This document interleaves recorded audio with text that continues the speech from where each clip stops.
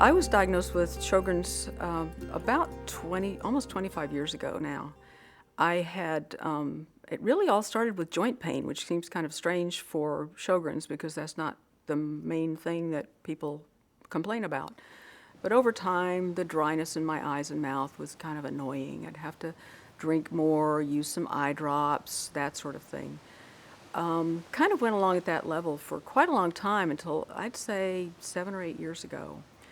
And suddenly everything got worse. The dryness was really becoming severe. In my mouth, it affected my speech sometimes. Certainly just a lot more coughing. And with my eyes, it was really affecting my work. It's taken a long time to take care of all the problems and become more proactive in seeing that they don't become worse. So now I take more prescription meds for both of these conditions. And along the way, with this increase with the eye drops and the mouth problems, more fatigue.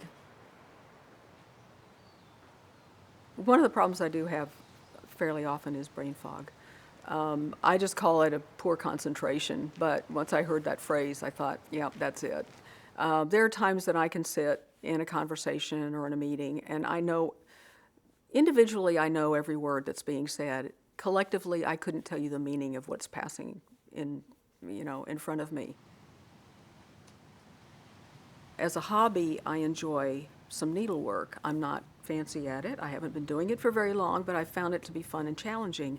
There are times when I'm working on a project of that kind, I get to a point where I can't continue.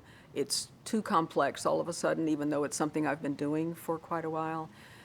It just suddenly becomes more than I can handle, and I have to put it aside. It's very frustrating. Another thing that is probably more difficult for me, or certainly more prevalent for me, is anxiety. I get myself into situations which in the past have been normal situations for me. It could be a meeting, it could be joining people for an activity, going to a party, working on a project, or talking to a group. Things that in the past have been just part of my normal life, and suddenly I find myself really kind of all tensed up with anxiety, as if I don't know how to do this, or that I'm going to do something terribly wrong, or make some horrific faux pas, or not understand the concept that's being discussed. I think the hardest thing for me through that whole thing was to finally go to the doctor and say, this is a problem for me, and I think I need some medication to help me deal with it. And for a while I wasn't sure if that was really doing the job, but it seemed to be what took the edge off for me. And a few months later, I feel a lot better, and the anxiety has really largely resolved itself in terms of how it really keeps me from functioning day to day. Well, the first patient conference that I went to, first of all, it was just amazing to me that there were 250 people together in one room that had this condition and were figuring out how to deal with it.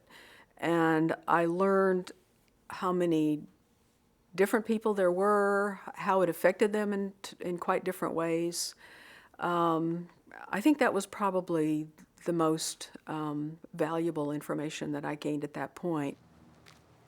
There's so many times that I have questions that either I'm not sure my doctor could answer, and certainly I wouldn't take the time to make a special appointment to go to the doctor to ask them the question.